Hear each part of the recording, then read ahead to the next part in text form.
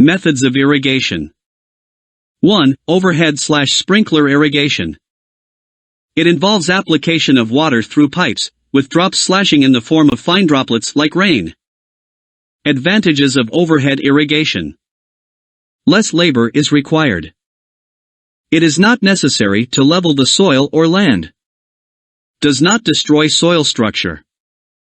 Can apply fertilizer in water and applied as foliar sprays.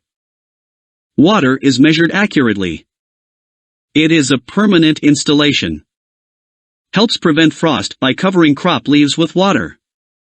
Disadvantages of overhead irrigation. It is an expensive method, as it involves buying of equipment and its maintenance. Can be affected by wind during water application. May cause scorching of leaves on a hot day. Washes away sprays from plant leaves. Creates favorable conditions for fungal growth. 2. Flood/surface irrigation. This involves covering or flooding the entire land with flowing water from canals. Advantages. It is not affected by wind. No pumping is required. Capital cost can be less than overhead irrigation. Disadvantages. Requires large amounts of water. It is expensive to level the soil.